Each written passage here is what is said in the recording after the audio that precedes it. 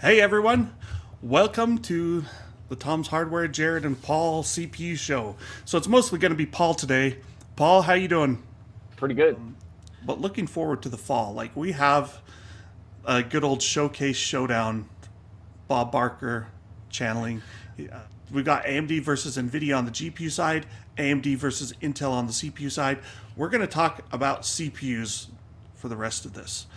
Basically, what we're looking at is there is an epic showdown coming. You've got Raptor Lake from Intel, which is second gen Alder Lake. Alder Lake has essentially the second generation of Alder Lake refresh, but with some additions. And Alder Lake has done very well and has unseated AMD from their position of dominance.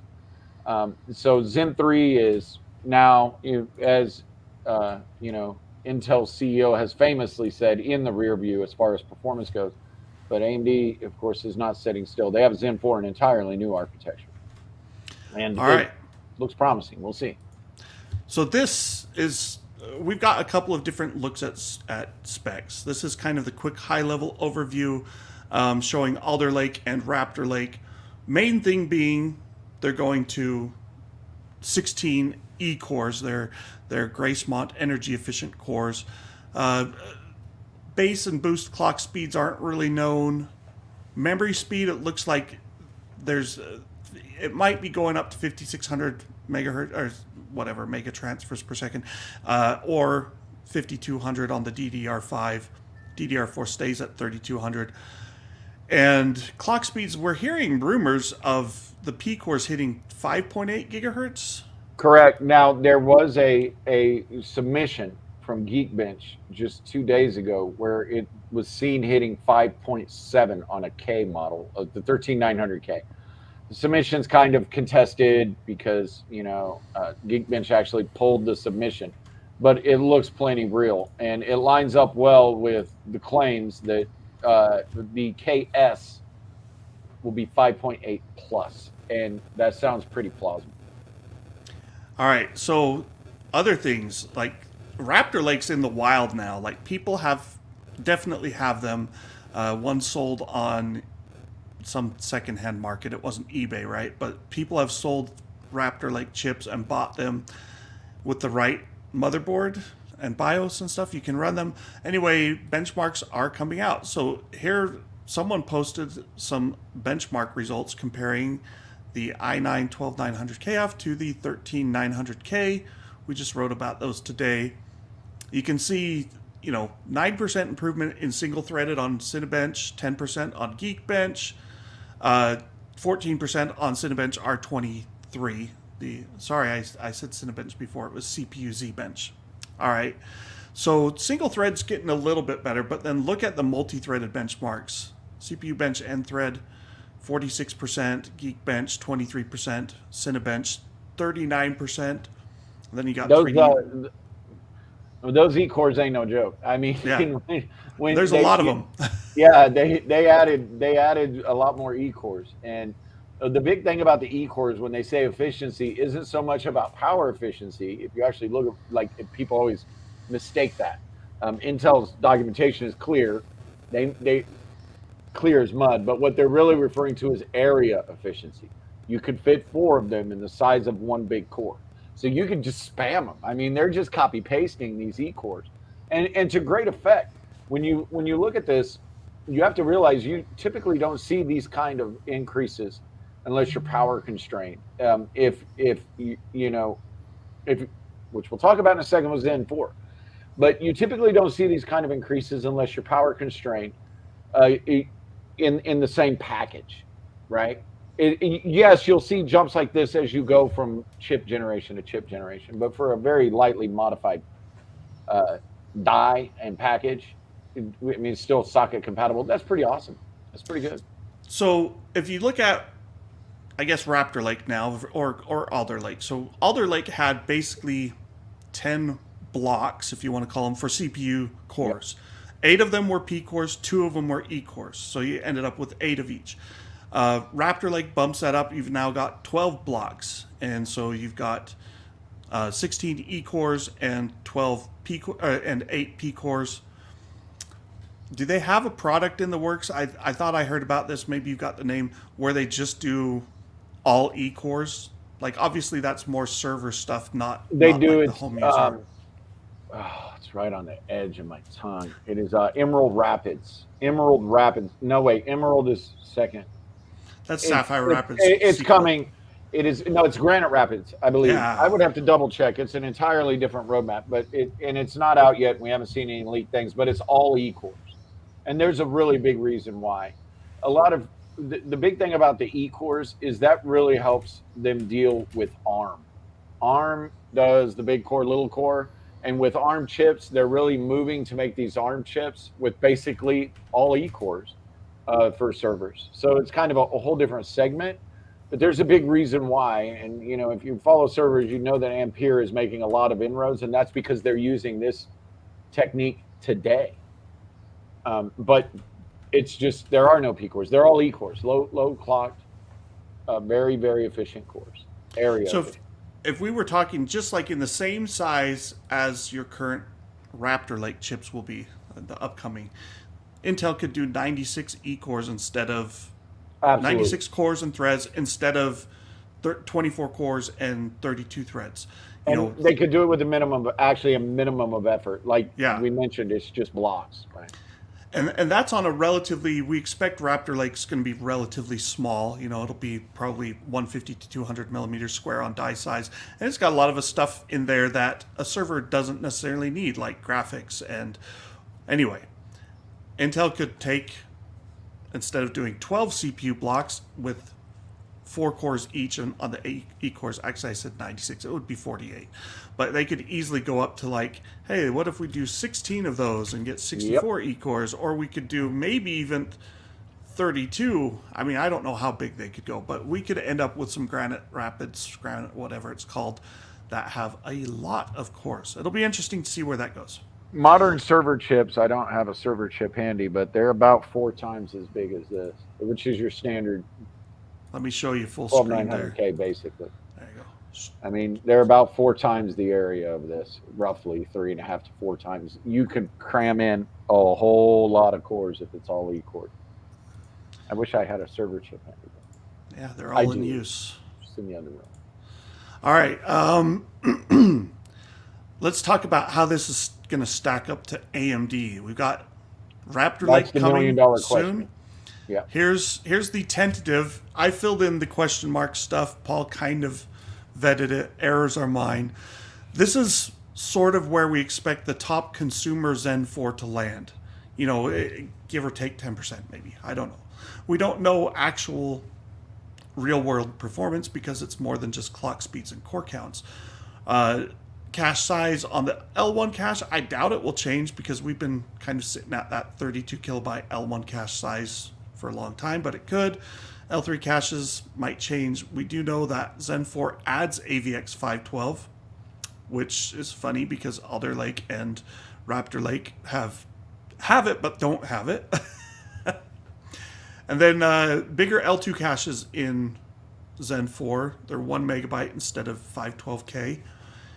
Overall, though, most likely we're going to be looking at a 16-core, 2-chiplet, plus, I guess, 3-chiplet, because you'll have the I/O chiplet plus the 2 compute chiplets, CPU chiplets. 32 threads, same as we've got already with Zen 3, but they'll be clocked maybe 10 to 15% higher, and they will have IPC boosts. We're thinking 10 to 15%, right? No. 8 to 10. That's IPC. from AMD. So 8 to 10% at most IPC if we're Yes. generous. Oh, that's from AMD. But if you combine those 10% plus potentially 15% higher clocks, that's still a big increase. And then the important thing here is look at the power line. You can see Zen 3, the 5950X, is a 105 base power. It can go up to its peak power of 142 watts. They're cranking that all the way up to 170 watt as a socket power it can supply 230 watts for limited time, right? Yeah, and here's an important distinction. AMD has been bandying about a 40% increase in overall performance. And when they're talking about that, they're talking about multi-threaded workloads. But they're not. But the reason why is pretty simple. If you have a 5950X, which is 16 cores, when you load the chip, it will reach a point where it can't go faster. It's when about 10 to 12, you can plot it. When it's about 10 to 12 cores, is when it reaches the functional power limit of the socket. So those extra 4 cores really aren't doing much for you. What happens is it drops the power of all of the individual cores in order to power those 4 cores, and the scaling is atrocious for actual performance and multi-threaded workloads. So Yeah, and that's why like the 5900X is actually faster for gaming than the yes, 5950. exactly, yes, because it's at that sweet spot.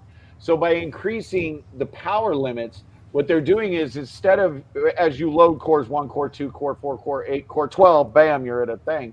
You'll go boom all the way up to 16. You'll have a nice curve. You get a more linear increase in performance because they have the ability to deliver more power. But the only thing about that is, what is that going to fix? It's going to fix the 16 core, but the 12 core wasn't power constrained. So you're not going to see a 40% increase in the 12 core or the 8 core in multi-threaded workload uh, on a like for like basis. You're just not. The IPC work doesn't work out to that. So we'll have to, there's always a little bit of marketing. And, when we look at Intel with their more E cores, is the same thing. Those additional E cores are on the highest end model. Now, we're assuming they'll have more E cores on 12700K. If they do, that's great. That's a real advance. And then if right now, the i5s, the K model has E cores, but any non-K i5 doesn't have E cores. If they add E cores to the non-K i5s, which I'm told that's going to happen, man, imagine a 12400 with E cores. If you're into chips, you would know that's a spectacular value even without E cores. With E cores, it'd be great. Anyway, the point is the highest end chips on AMD are going to be the ones that benefit, but the mid-range chips, not so much. It'll be How many different designs does Intel have right now for Alder Lake? Like meaning 3 physical dies, I believe. 3 dice. So you've You've got one there's 2 that's dies off the top of my head. I would you've have got to one that has 6 P cores, no E cores. Is that right? correct. Yes, and that's what they're using for the 12400 and below. But they'll use a mix. When you buy a 12400, which is a 6-core, just 6 P cores and no E cores, you can get one of 2 dies. You could either get the 6-core die that has no E cores, period, or you could get a harvested defective die where the E cores just didn't work. So it actually has them physically, but they're not there. Intel came up with the technique to where this no longer hurts performance. It used to be when you disabled dies, it could cause a real problems with your fabric because next to each core you have a chunk of L3 cache, and it's shared among all the cores, and it's on a ring stop. So when the chip is communicating, it communicates in a circle and hits each stop. When it used to be when they disabled a core, they disabled the L3 with it, right? And that ring stop would die, and so it costs you performance. But they changed that. Now they don't ever disable any full L3 slice. They just reduce the capacity of each slice. Just If to that makes any market sense. segmentation, right? Yeah, it's very smart. Anyway, I'm getting in the weeds. Point is, yeah, you can get 1 and 2. All right. Any questions anyone has about Raptor Lake and Zen 4 so far? Throw them in chat. We're watching it. I don't really see anything. People joking about Thermaltake power supplies. I think that was for the Silverstone adapter. Yeah. Now they got AVX 512 working. I'm not sure, Daryl, if you're talking about on Alder Lake or Raptor Lake. Like they had it working if you disabled your E cores, but that's the key. Is like you don't buy the high end chips and then disable the E cores. Well, It would be interesting if like the i5 chips had their AVX 512 enabled, but I don't think Intel's going to be that generous. Yeah, Intel, in the first revisions, you could disable the E cores and AVX 512 would work, but in later revisions of the chip, they actually fused it off. In the silicon, they lasered it, as they say. Really, what they do when we call it that lasered is they just pop a little fuse in there, but it's the same thing. It might as well not exist. So. Yeah. So, is there a chance for Intel at some point to have a, what do you call it, heterogeneous architecture like they've got, where the E-cores don't have AVX 512, but they still enable AVX 512 support? Mm-hmm. Like that's just an Sure. operating system thing, right? It is, and there's a ton of complexity involved there. And the problem is if you send the wrong instruction to the wrong core, you're going to get a bloop, a BSOD. I mean, it's not it's not something the chip can recover from gracefully, or the operating system rather. Um, at least not to my knowledge. It's a real problem to where if there's even just one mistake in the scheduling, so then you get to the point to where the scheduling becomes absolutely super complex, and they can't really do it with, they can do it with that granularity, but then you're starting to have overhead.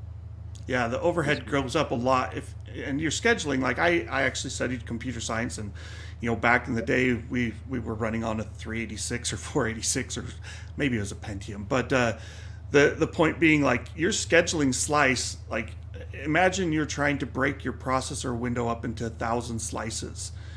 Give each chip 1 millisecond, or each app slice is a 1 millisecond increment. Like that can go really fast if your scheduling gets too complex. And so you don't want to use any more of that time slice than necessary on scheduling, so you have to keep it simple. Well, Stupid. yeah, and you also run into just what's called the observer effect. So if you're running so for instance, when I'm testing games, if or testing anything, if you increase the granularity enough to where you're taking measurements so fast just by watching and observing what's going on very granularly, you create a workload of your own. It then is, now you're literally using a whole core or multiple cores. I've seen it with SSDs. You can use almost an entire Xeon, like 18 cores back in the day, just from IO requests, not the actual work. So if you're getting that granular with your scheduling, and you're trying to do it in an automated fashion, because this stuff is encoded that way, so you have to start watching it, and you have to say, oh, that one needs to go here, because it's not sent there. You have to make it go there. Then it falls apart. It's going to be very, very compute intensive. You have to add a few more cores just for that. Yeah, you wonder if you could have like the E-cores not support AVX 512, but have enough smarts to fail Bounce it. gracefully and bounce it. Yeah, There's I don't know. there are some patents that have been widely discussed from Intel that basically allow this, and a lot of people believe this is the next gen. We'll see. It won't come with Raptor. All right, let's go back to our slides here. Here we go. All right, we're done with that one. Raptor Lake in the wild. Now, when Intel is doing product demonstrations and showing Raptor Lake systems running, like worst case, probably 6 months until launch, right? About a little bit And longer, and maybe. and this was at their investor day, which how long ago was that, Paul? Oh, you got me. I don't It's I not. don't know It's either. just I a was few. looking at Yeah. it today, but I didn't check the date. Anyway, so this was their Raptor Lake system, and they showed it, cruising through some benchmarks and doing some cool stuff. We won't spend too much on that.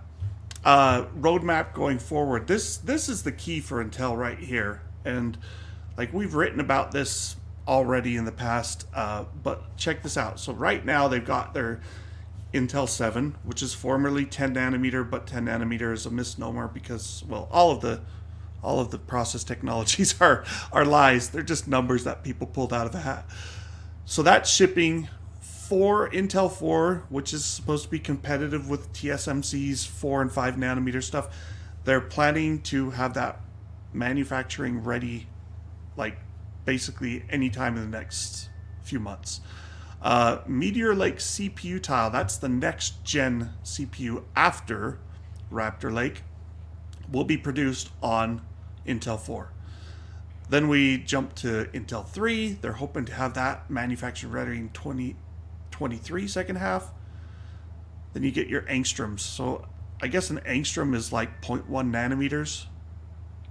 Is that right? Yeah, it should be below a nanometer. It should be as you step It's kind of down. weird to me Let's because I'm not like, why believe didn't it. Why didn't we go to picometers? I guess they didn't want to say it's, you know, well, 20 angstrom is 2 nanometers effectively, is what they're saying. Pretty much. So they changed their numbering scheme again because they didn't want to jump back up and say, hey, we're at 2,000 picometers, and they didn't want to say 2 nanometers, so whatever. It gives them, we're back into the double digits so that they can reduce it down until we're in the like 5 angstrom range, I guess. So next 4 years, Intel wants to get 5 different nodes up and running. And then this is what they hope to do on the CPU side. We've got Alder Lake's out. Raptor Lake is coming soon. Meteor Lake and Arrow Lake.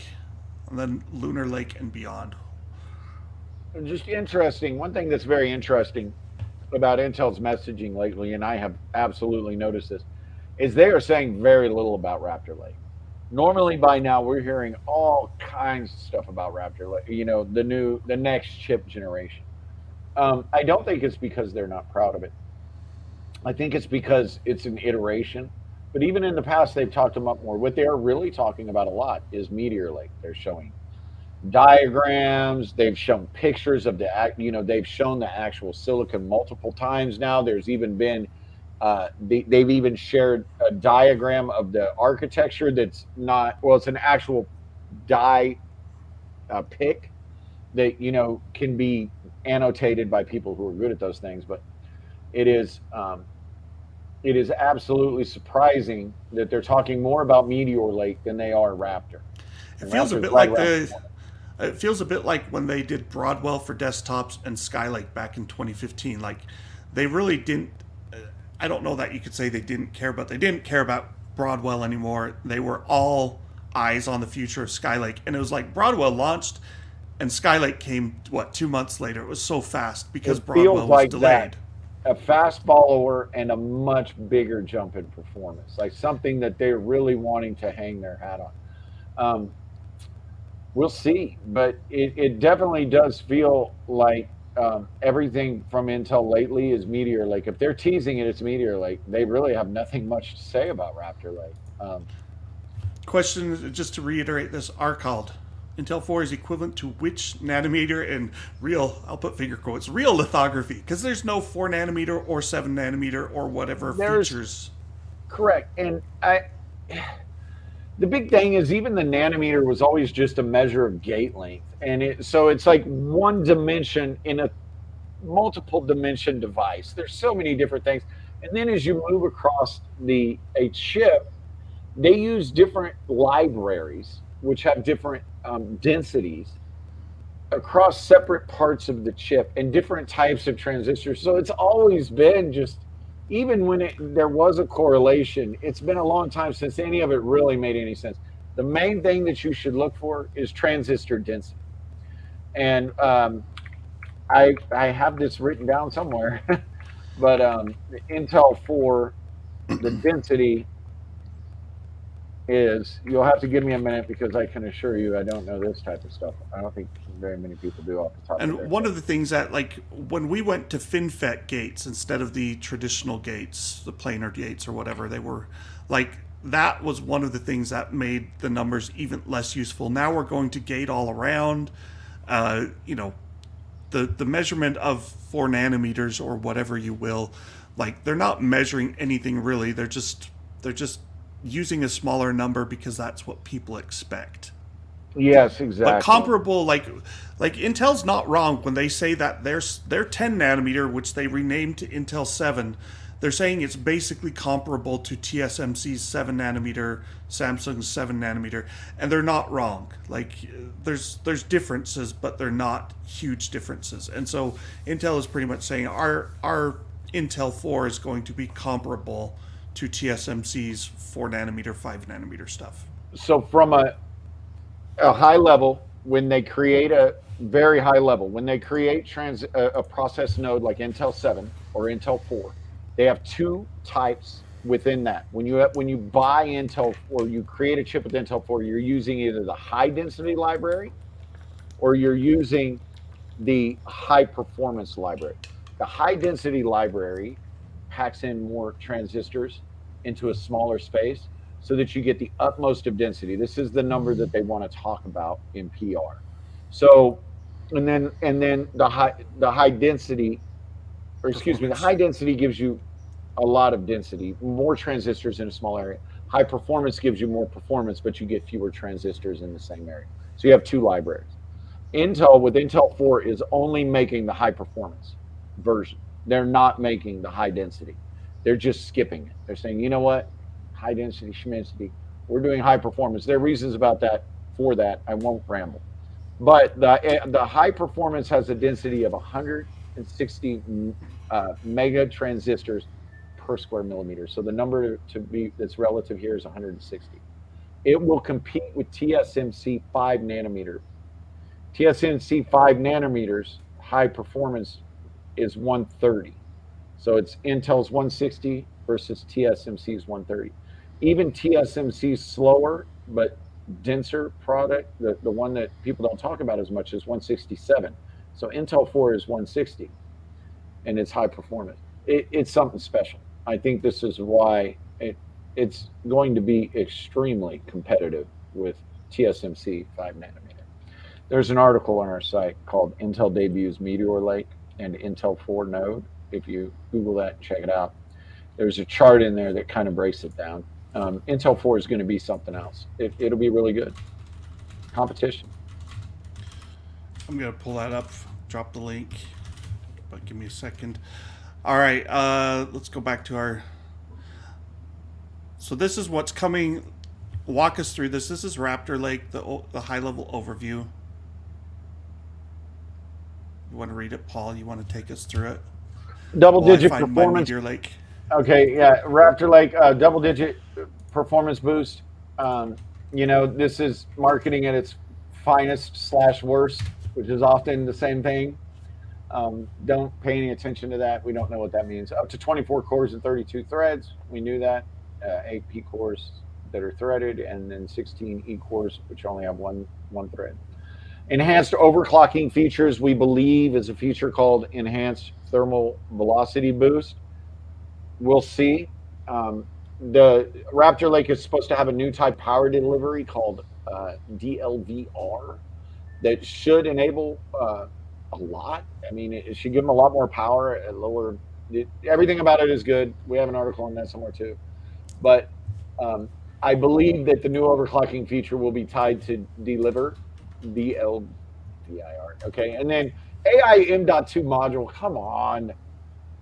They're going to make an M.2 module with a little ASIC or a little chip that does AI. I mean, whatever. I don't know. I mean, color me skeptical that that's anything more than a marketing bullet point. I don't throw in some tensor cores.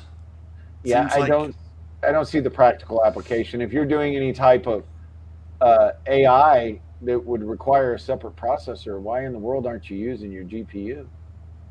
Yeah. If you're going to send it off, I would send it to the GPU. I don't understand why you would use a M.2.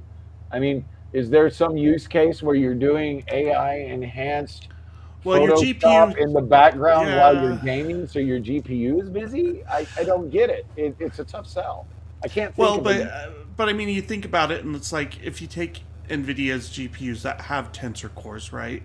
Yeah. Like when you look at how much die area is used for the tensor cores versus all the other stuff that a GPU does, it probably, like, they can probably save a lot by saying it's only AI, it's only tensor cores, it's nothing else. I mean, that's what Google does with their TPUs, and specialized multiple other companies are doing stuff like that. So, all right, socket compatible with Alder Lake systems. I think I forgot to include it. I had a slide or some data that you had pulled up that in the past that showed there are changes for chipsets coming. Like there will be new 700 series chipsets that will probably provide more lanes and all that stuff. But the socket will still be LGA 1700. Yep. All right. This is... Oh, wait. Did I put them in the wrong order? There we go. Meteor Lake. This is the exciting one. About it. Yeah, here I am ranting about Meteor Lake. Intel 4. This feels like this is what they're betting the farm on. This feels like this is what they want to do, the Conroe moment. When they drop the chip that just puts an end to the debate about whether or not they're better. I mean, Alder Lake is better than Zen 3, but Zen it's 4 might not close like the a gap. Conroe difference where there's just no. It's not even a competition. I mean, it's close enough. If you push Zen 3 pricing down enough, it can compete with Alder Lake. Um, it- but it's not that firm red underline like there is no alternative like Conroe. We refer to Conroe, which was the chip that gave Intel started its decade of dominance. When Conroe came, it was so much faster than AMD's chips that there really wasn't any conversation anymore about, oh well, it's close enough if it's cheap. It was just that red underline. Like, no, this is what you get. And that gave Intel a decade of dominance.